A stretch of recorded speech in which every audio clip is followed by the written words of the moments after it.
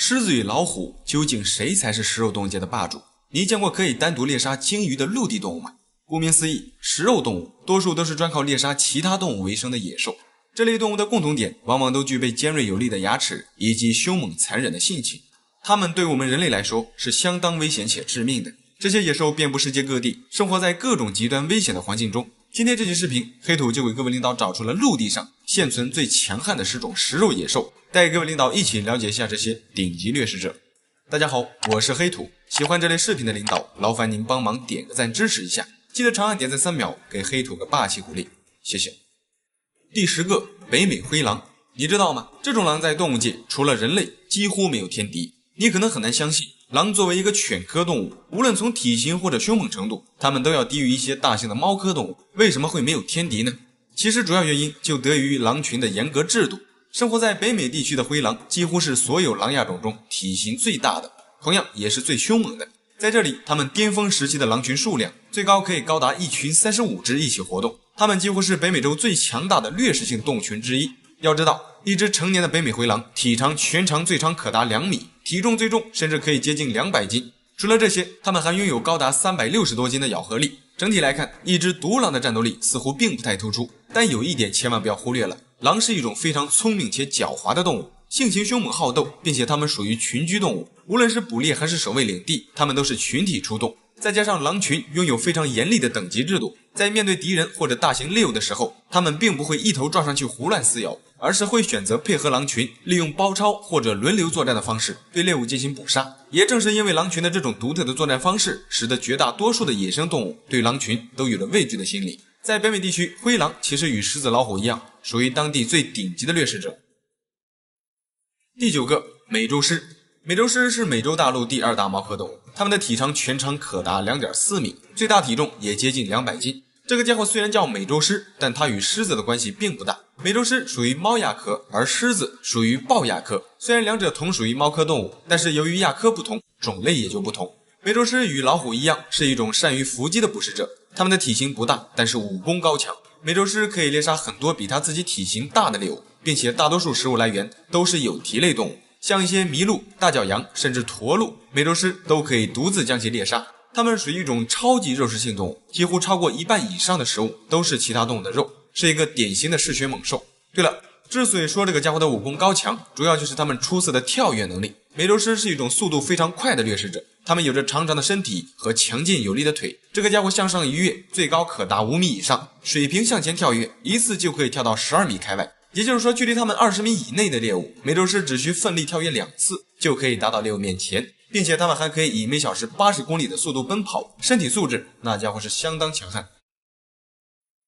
第8个，斑鬣狗。斑鬣狗想必各位领导都有所了解，它们是非洲大陆最凶残的食肉动物之一。在整个非洲大陆，即便是草原之王狮子，有时候也会惧怕这种斑鬣狗。斑鬣狗的可怕之处，主要就在于它们残忍的攻击手段以及庞大的猎狗群。在非洲大陆，这个家伙最多的时候可以高达80多只在一起活动，并且这个家伙的咬合力和消化能力也非常可怕。它们的咬合力高达900斤，这足以使它们可以轻易地咬碎一些大型动物的骨骼。再加上它们天生就是一种比较凶猛的捕食者，在非洲大陆，猎狗群即便是遇到狮群，也有能力与其抗衡。虽然它们的个体实力与狮子相差甚远，但再厉害的狮子也架不住猎狗群四面八方的围攻。其实狮子的战斗力是远在猎狗之上的，只不过猎狗这种野兽的攻击手段特别卑鄙，在攻击猎物的时候，猎狗经常会选择猎物的肚子以及肛门的部位进行攻击，因为大多数动物的肚子相对来说都是比较薄弱的。然而猎狗就是看准了大多数动物的弱点，在非洲大陆无恶不作，遇到猎狗攻击的动物通常都会很惨，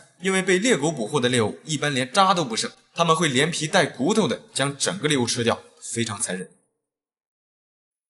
第7个，花豹。花豹也就是我们俗称的金钱豹。其实花豹不单指一个物种，确切点说，花豹的下面一共有9个亚种，其中体型最大的一个是波斯豹。这种豹子的体长超过了 2.4 米，体重可达200斤以上，它是众多豹亚种中体型最大的。波斯豹分布于伊朗的西北部，包括巴基斯坦的部分地区也有分布，而绝大多数的花豹则遍布整个非洲大陆以及亚洲的部分地区。这个家伙的感官发达，动作敏捷，并且性情非常凶猛。它们的犬齿大而锋利，这种特征可以让它们更快捷地捕获和撕扯猎物。然而这并不是最突出的，花豹的主要优势就在于它们敏捷的速度以及惊人的体力。它的力量大得惊人，人们曾经观察到花豹可以将一只比自身体重重1半的猎物抓到树上去，这就代表它们完全可以将一个成年的人类壮汉用嘴巴叼起来，然后再爬到树上去。单从这点看，就足以彰显出花豹的实力究竟有多强悍。对了，还有就是花豹除了自身战斗力强，它们还是一种善于伪装的野兽。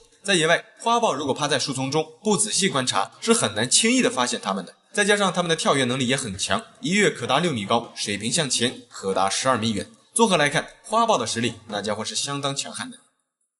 第6个，美洲黑熊，它是世界上现存数量最多的熊。这个家伙分布广泛，数量庞大，它们几乎是其他所有熊物种总和的2倍。美洲黑熊大部分都分布在北美洲，它们是陆地上现存的体型第5大食肉动物。黑土之所以将其列为第6，是因为这个家伙并不属于超级肉食性动物。美洲黑熊的体长可达 2.2 米，体重可达500斤以上。它们最具攻击性的武器就是它们的熊掌和牙齿。它们虽然不是纯肉食性动物，但它的咬合力却高达800斤。它们可以毫不费力地用嘴巴撕扯掉其他动物的皮毛。再有就是它们的熊掌，这家伙在发起攻击的时候，甚至都用不到它那强大的咬合力，但是它们前掌的力量就足以一掌拍死一只成年的美洲赤鹿。毫无疑问，它们绝对有能力一掌拍死一个成年壮汉。不过黑熊一般情况下并不喜欢袭击人类，因为人类不是它们的主要食物来源。美洲黑熊主要是以一些树木的果实以及一些草本植物为主，属于杂食性动物。当然，有时候它们也会选择猎食一些小型的兽类。这个家伙虽然看上去貌似很温和，但其实它们在猎杀其他动物的时候也是相当残忍的。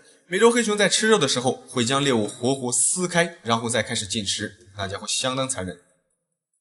第5个，美洲豹。美洲豹绝对算得上是猫科动物中高手中的高手了。这个家伙拥有猫科动物里最强大的咬合力，它们一口下去的咬力高达1100多斤，这足以一口咬碎一些动物的头骨。不仅如此，它们还可以一头扎进水里，将鳄鱼抓上地面，有时候甚至也会去捕食体型庞大的亚马逊森蚺。能有此等胆识与实力的，在猫科动物界几乎也就只有美洲豹了。你知道吗？美洲豹除了体型在狮子老虎面前不占优势，其他方面其实一点都不亚于狮子与老虎。美洲豹是一种进化非常成功的动物，它的体长可达 1.8 米，体重高达300斤。这个家伙浑身充满肌肉，四肢粗壮有力。虽然外表的花纹看上去像豹子，但实际上它们的体型以及习性更接近于老虎，因此它们也被称为美洲虎。美洲豹通常都栖息在一些树木茂密的热带雨林中，在这里，成年的美洲豹是顶级捕食者，这意味着它们处于当地食物链的最顶端。在野外，除了人类，几乎没有其他动物会威胁到它们。反之，美洲豹则可以猎杀它栖息地内绝大多数的动物，相当凶猛。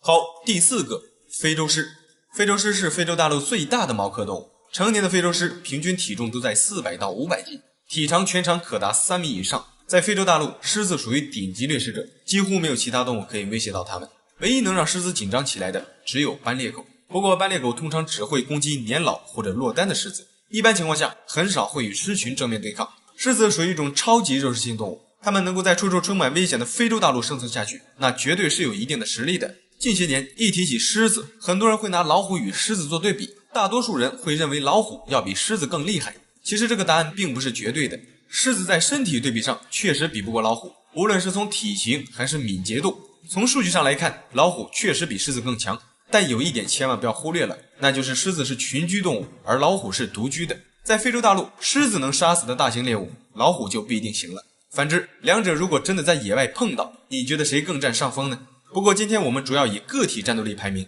从个体来看，老虎确实要比狮子更占优势。好，第3个，老虎。很多人都清楚，老虎是野生动物界非常强悍且凶猛的一种大型食肉野兽，但现在有一个很普遍的现象，就是很多人对老虎的印象都变成了一种呆萌可爱的，甚至还有想上去摸它的冲动。这一点其实是非常可怕的。在面对老虎漂亮的外表时，我们更应该了解它的可怕之处。要知道，老虎至今为止，它们仍是一种会吃人的野兽。真正的野生老虎与我们在动物园里看到的老虎其实大不相同，它们对我们人类来说是非常危险的。你知道吗？据估计，在1800年至2009年间，全世界单是死于老虎嘴下的人就高达37万，平均每年约有1700多人被老虎杀死，其中大部分的老虎吃人事件都发生在印度和东南亚。说这些数据的目的，主要就是为了凸显出它的可怕之处。你知道吗？老虎的杀伤力非常可怕，它们一掌拍下去的力量可达1吨以上。力量还不是最恐怖的，最恐怖的就是老虎手掌上的那些利爪。它们在利用手掌发起攻击的时候，爪子是向外伸出的，这些爪子的威力足以使我们开肠破肚。再有就是它们的嘴巴，老虎的最大咬力可达900斤，它们一口下去可以撕裂大多数动物的皮肉，并且这个大家伙善游泳，能爬树，奔跑速度也特别快。人类如果在荒山野岭遇到这个大家伙是非常绝望的。第二个，棕熊，这个家伙在野外除了人类基本上没有天敌，也很少有其他动物可以威胁到它们。棕熊的种类繁多，其中体型最大的一个亚种是科迪亚克棕熊，这种熊是棕熊中体型最大的，它们的体长可达 2.8 米，站立时的身高可达3米以上，体重通常也都超过了1000斤，人类已知最大个体的体重高达1600斤，体型那家伙相当大。棕熊杀伤力最大的武器就是它们的熊掌，科迪亚克棕熊的前爪爪尖最长能长到15厘米长，它们的前臂十分有力，一掌拍下去的力量可达1吨以上，也就是说它们如果一掌能拍到老虎的要害部位，很有可能直接将老虎拍死。除了拥有强大的掌力，它们的咬合力也高达800多斤，仅次于老虎，在野外几乎没有什么动物能与它们抗衡。第一个，北极熊。毫无疑问，北极熊是现存陆地上最大的食肉动物，它们的肩高可达 1.6 米，体长可达 2.5 米，体重高达1600斤以上。北极熊与普通的棕熊可大不相同，棕熊是杂食性，而北极熊是肉食性最强的猛兽，它们 98% 的食物都是肉类。在北极地区，它们的主要猎物就是海豹，有时候也会去猎杀海象和白鲸这种大型动物。在北极地区，它们处于食物链的最顶端，是名副其实的北极霸主。还有就是北极熊要比普通的棕熊要凶猛得多，千万不要拿狮子老虎与北极熊做对比。老虎有可能会战胜棕熊，但它绝对不可能战胜北极熊。北极熊除了体型庞大，它们的战斗力更是超出多数人的认知。对了，最重要的一点就是北极熊要比狮子老虎更可怕，因为它们不惧怕人类，并且攻击性极强。一旦让它们发现我们的身影，它们极有可能会对我们发起攻击，非常凶猛。好了，这期视频就到这里了，觉得还不错的领导，记得帮黑土点个赞，谢谢。你见过世界上既可爱又可怕的动物吗？你知道这些可爱的动物对人类的危险性有多大吗？你知道吗？在整个地球上，一些外表看起来可怕的动物，像一些地窖蜘蛛或者花园蛇，这些看上去就让人头皮发麻的动物，实际上对人类是无害的。而其他一些外表看上去友善或者可爱的，对我们人类来说却很有可能是致命的。今天这期视频，黑土就找到了世界上看上去很可爱，但实际上很危险的10种动物，带各位领导一起认识一下动物界那些高颜值杀手。大家好，我是黑土，喜欢这类视频的领导，劳烦您帮忙点个赞支持一下，记得长按点赞3秒，给黑土个霸气鼓励，谢谢。好，位列第10位的就是树袋熊，没错，也就是考拉。考拉在人类的印象里是非常可爱的一种动物，一眼看到它们很难让人不喜欢。它们分布于澳大利亚，是澳大利亚的国宝，同时也是当地非常珍贵的一种原始树系动物。考拉的可爱程度毋庸置疑，它曾被评为世界上最可爱的动物之一，它的颜值在世界各地都得到了广泛的认可。但是有一点被很多人忽略掉了，那就是考拉的凶猛程度。很多人只顾欣赏它可爱的外表，却忽略掉了它的性格。考拉实际上是一种对人类并不友好的动物，它们像大多数的野生动物一样，都不太喜欢与人类接触。如果我们盲目的靠近它们，这会让考拉变得非常紧张。一旦让考拉感觉自己受到威胁，它们极有可能会选择向我们发起攻击。要知道，一只成年的野生考拉体长可达80厘米，它们的嘴里含有非常锋利的门牙，前腿的爪子也异常的锋利。但是这2个身体部位就足以抓伤和咬穿我们的皮肤，但这并不是最可怕的，毕竟仅凭考拉的抓咬还不足以使我们丧命。最致命的地方其实在于考拉身上所携带的衣原体病菌。在澳大利亚，大约 50% 以上的考拉都有携带这种衣原体病菌。这种病菌可以通过触摸、咬伤甚至接触考拉的尿液进行传播。人们在鳄鱼和绵羊这些动物身上已经发现考拉所携带的这种病菌。不过这种病菌对人体并不是致命的，但是如果不小心染上，没有及时治疗，对人类来说也是有致命危险的。好，第9个，鸭嘴兽。之所以叫鸭嘴兽，就是因为它长着一个酷似鸭子的嘴巴。鸭嘴兽是一种非常原始的动物，它们早在2500万年前就已经生活在地球上。目前这种动物可能仅分布在澳大利亚，并且数量稀缺，非常罕见。鸭嘴兽通常都栖息在河流、湖泊中，通常都是在夜间活动，白天一般很难发现它们的踪迹。这个家伙看上去也是呆萌呆萌的，再加上它们也没有牙齿，只有一个像鸭子一样的喙，给人的感觉就好像它们人畜无害，并没有什么攻击性。然而可怕的是，这个家伙其实拥有非常致命的隐藏式武器，在鸭嘴兽后腿的膝盖背面有一根空心的毒刺，在遇到威胁时，它们可以利用后腿猛戳向敌人，然而这时就可以利用腿上的毒刺将毒液注入进敌人的体内。它的这种毒液与一些蜘蛛、蜥蜴甚至毒蛇这类剧毒生物的毒素都有相同之处，一旦被攻击中毒，就很有可能有致命的危险。所以在野外如果看到这种可爱的鸭嘴兽，一定要与它们保持安全的距离，以免遭到它们的攻击。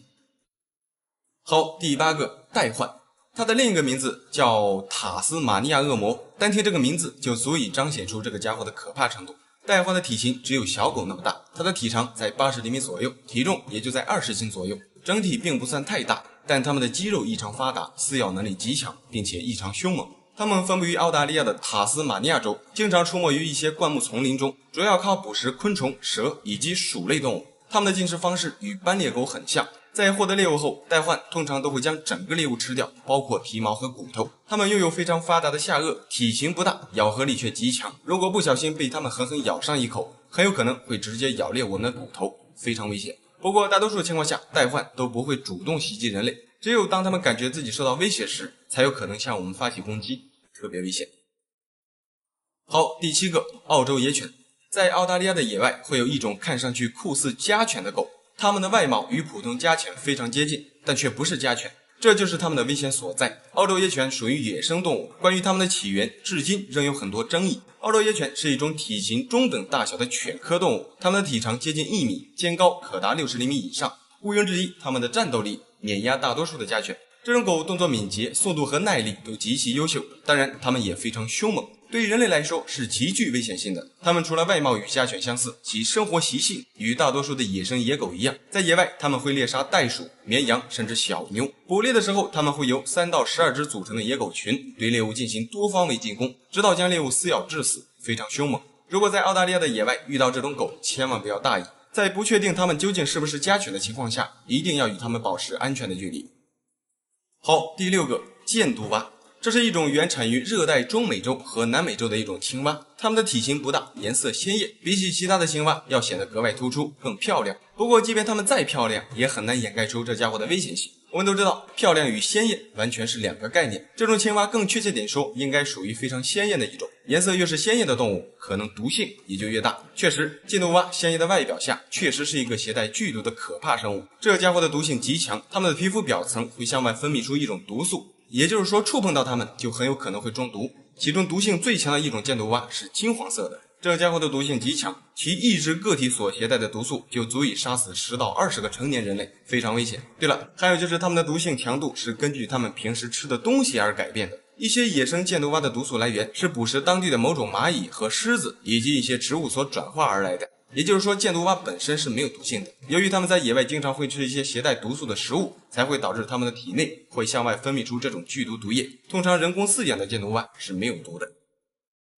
好，第5个雕熊，也叫狼獾，这是一种分布在北极边缘地区以及亚北极地区的一种动物。它们的外表看上去略微与熊有点接近，非常可爱，但实际上它们并不属于熊科动物，它们属于雕亚科。这家伙通常栖息在寒温带针叶林和冻土草原地带，它们的体长约在1米左右，体重可达40斤。体型虽然算不上太大，但是它们却可以猎杀比自己体型大很多倍的猎物。像一些驯鹿、马鹿这些体型较大的食草动物，雕熊都有可能将其猎杀，战斗力非常强悍。它们是中小型食肉类动物中最凶悍的一种，即便是舍利在野外遇到雕熊，也要让它3分。除了战斗力，雕熊还有出色的移动能力，它们可以在密林中自由的跳窜，非常灵敏，曾经还被冠以飞熊的称号。这家伙在野外除了灰狼与美洲狮能够威胁到它们，其他的动物很少会招惹雕熊，因为这家伙即便是碰到比自己狠的动物，如果发现干不过，它们就会利用肛门处发达的臭腺向外分泌出一种非常臭的臭液，然后再将自己的身体去臭液上打个滚，让臭味遍布全身，让对方无从下口，以此来起到一定的防御功能。大多数动物都受不了它这种臭味，也就只能作罢。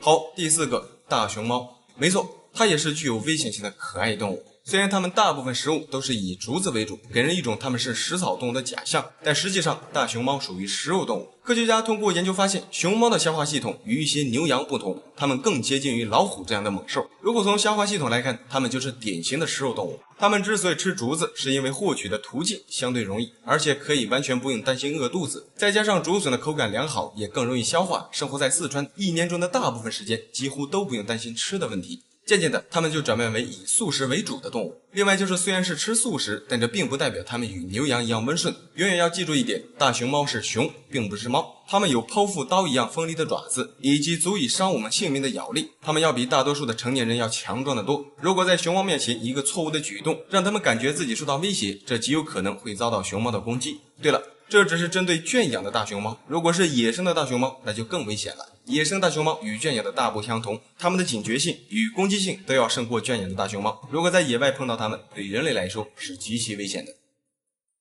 好，第三个，宽吻海豚。宽吻海豚无疑是海洋里最可爱的动物之一了，它们的外表看上去非常惹人爱，特别是它们的嘴巴，一眼看上去就像是在微笑一样，特别可爱。在大多数人的印象中，海豚属于一种温顺、聪明、友善的动物，似乎没有什么海洋动物能够像海豚这般与人类相处的这么友好了。确实，大多数的海豚可能不会主动攻击我们人类，但今天黑土说的这个宽吻海豚是个例外。这家伙看上去温顺可爱，但实际上它是一个对人类非常危险的致命杀手。在我们看上去，宽吻海豚好像真的会笑，但实际上它们的这种微笑是幻觉。宽吻海豚的笑其实并不是它们开心的表现，这主要就是出自它们独特的嘴巴构造，给我们营造了一个海豚会笑的假象而已。事实上，宽吻海豚即便是死亡之后，一眼看上去也像是在微笑。然而从事海豚娱乐业的一些人们，就是利用宽吻海豚的这种微笑假象来掩盖它们的残忍。实际上，真正野生的宽吻海豚是一种非常凶狠的动物。科学家观察到，雄性宽吻海豚为了争夺雌性海豚，会出现同类相残的现象。如果雌性海豚不情愿，则会遭到雄性海豚的攻击。有时候，雄性海豚甚至会直接将雌性海豚的幼崽杀掉，非常凶猛。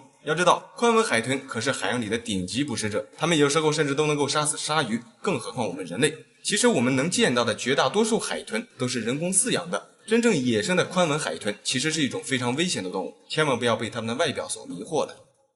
好，第二个，豹海豹。注意，豹海豹与普通的海豹不同，它们是豹型海豹。这家伙生活在南极附近的海洋，它们的体长可达4米，体重最重可达1000斤。豹海豹的皮肤表层有斑点，头部巨大，并且性格凶猛。在南极，它们处于食物链的顶端，虎鲸是它们唯一的天敌。这家伙看上去与普通海豹无异，但它们其实是一种非常凶猛的食肉兽。在南极，它们会猎杀企鹅和其他的海豹，当然，它们也会主动攻击人类。早在2003年，英国南极调查局的一个生物学家在南极浮潜时，就遭到了豹海豹的袭击，并导致死亡。不过整体来看，豹海豹对人类的袭击次数并不多，但这并不是它们温和，而是因为在南极这种地方，人类出现的几率很少。这一方面就大大减少了人类与豹海豹相互碰面的机会，间接性的自然也就减少了豹海豹对人类的袭击次数。实际上，这家伙与狮子、老虎这种猛兽的危险程度差不多，对人类来说都是相当危险的野兽。好，第一个，懒猴。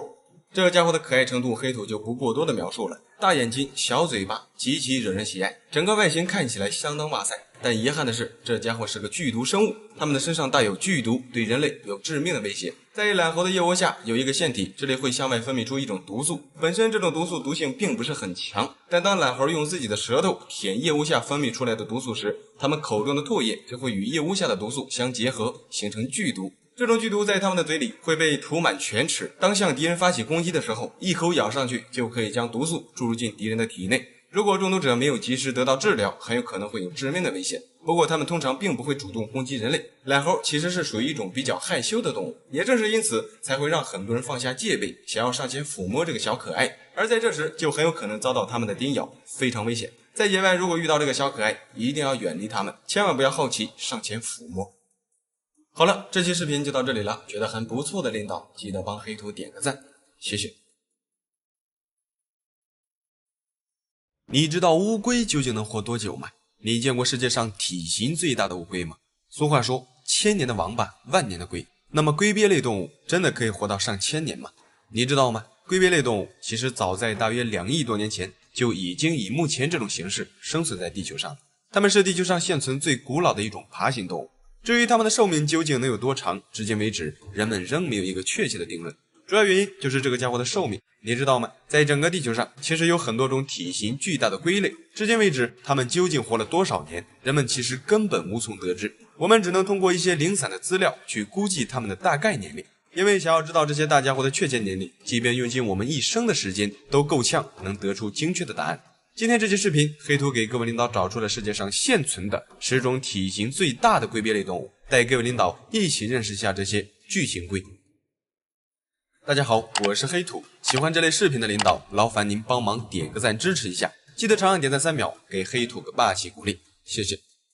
好，位列第10位的就是短吻鳄龟，这是一种分布于北美地区的一种大型凶猛龟类。短吻鳄龟也叫大鳄鱼龟，这个家伙的体型很大，成年短吻鳄龟的龟壳最长可以达到80厘米，体重最大可以超过200斤。它们经常栖息在一些河流、湖泊中，是一种几乎完全肉食性动物。这个家伙几乎会吃掉任何它们可以抓到的猎物，像一些鱼类、蛇以及其他的龟鳖类，甚至是小型鳄鱼，短吻鳄龟都会对其进行猎杀。这个家伙之所以得名鳄龟，一多半原因是出于它的凶猛程度。短吻鳄龟是所有龟鳖类动物中最凶猛的一种，它们的嘴巴前端的上下颌呈钩状，与一些鹰嘴很像。千万不要小视它这个嘴巴，虽然这个家伙没有牙齿，但是它们的钩状上下颚足以咬断我们的手指头，甚至我们的骨骼。成年的短吻鳄龟在野外除了人类几乎没有天敌，非常凶猛。对了，还有就是这个家伙的寿命，短吻鳄龟12岁左右才会达到成熟。人工饲养的短吻鳄龟的寿命通常也就在20到70年之间，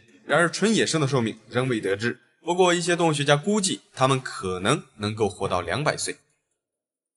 好，第9个黄角龟。黄角龟也叫黄腿象龟，之所以叫黄角龟，主要原因就是在它们的前腿上有一些黄色的鳞片。这个家伙生活在南美洲的亚马逊盆地，在这里由于它们的移动速度缓慢，无法捕捉其他快速的猎物，在野外它们只能吃一些树叶、草、落果或者其他动物的一些腐肉。有时候食物短缺，它们甚至会选择食用其他动物的粪便去充饥。不过通常情况下，它们应该是不缺食物的，因为在亚马逊盆地全年的气候变化幅度几乎不会很大，常年绿树成荫，有足够的食物供它们享用。在野外，黄角龟的体长最长可以达到94厘米，寿命约在50到60年。这个家伙从8到10岁开始成熟，成年后的黄角龟全年都在交配。然而有一个很特别的现象，就是通常体型较小的雄性黄角龟更容易得到雌性的青睐。后来人们通过研究发现，之所以会有这种现象，是因为体型较小的雄性移动起来会比其他体型较大的要快，这可以使它们能够快速的与大量雌性相结合，从而传递它们的基因。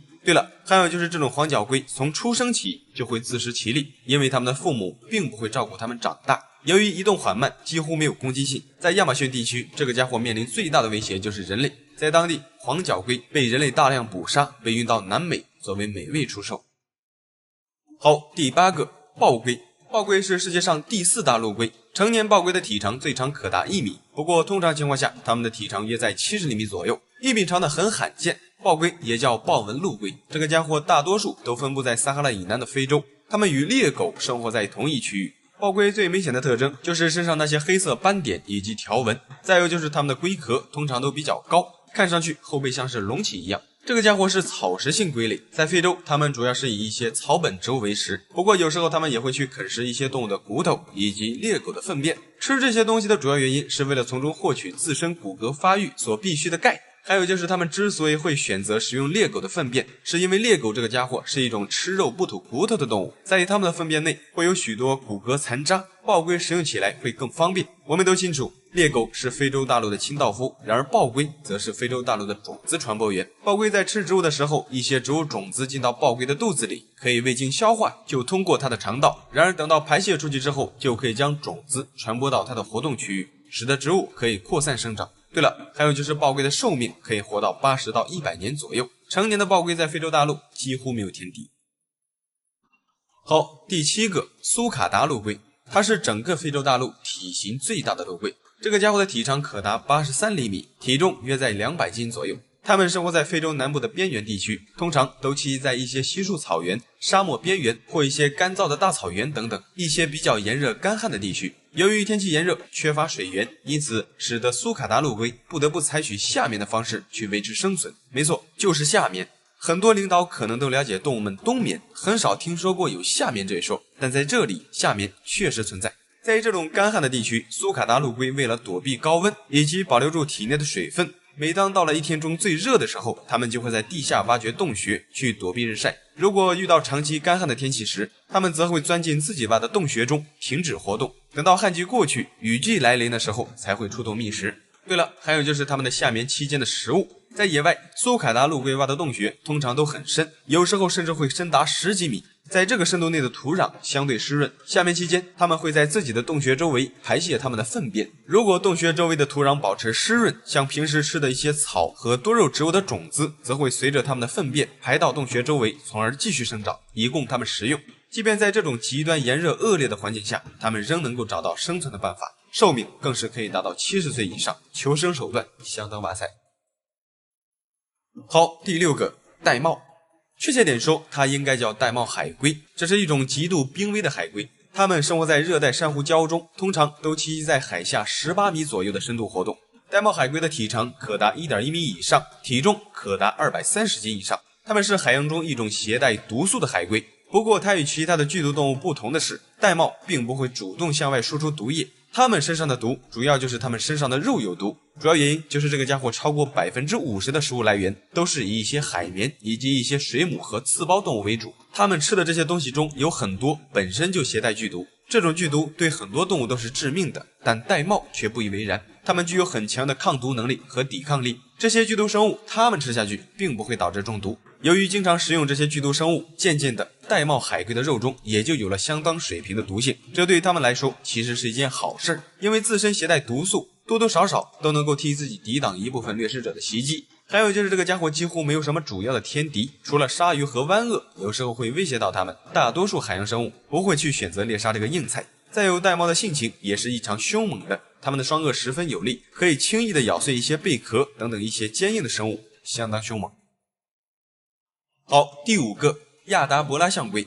它是陆地上体型最大的陆龟之一，成年亚达伯拉象龟的平均体长都在 1.2 米以上，体重可达500斤。它们大部分都生活在塞舌尔的亚达伯拉环礁岛屿上，这座岛受到保护，整座岛就是亚达伯拉象龟的家园。你知道吗？在这里大约生活着10万多只亚达伯拉象龟，它们是世界上最大的动物种群，当然也是这座岛屿上体型最大的动物之一。这些大家伙每天在岛上的一些开阔的草原上聚集，天气炎热的时候，他们会群体移动到一些阴凉的地方躲避烈日。到了晚上，他们可以毫无防备的想睡就睡，除了自己的同类，几乎没有其他动物干扰他们。对于这些大家伙来说，这里就是天堂，有了舒适的生活环境，就可以安心的研究长寿的秘诀。人们通过研究发现，一些个别的亚达伯拉象龟的寿命可能已经超过了200岁，但这很难证实，因为这个家伙的寿命通常都要比观察他们寿命的人类要长得多，科学家们几乎不可能耗得过他们，所以他们究竟能活多少年，至今我们仍未得知。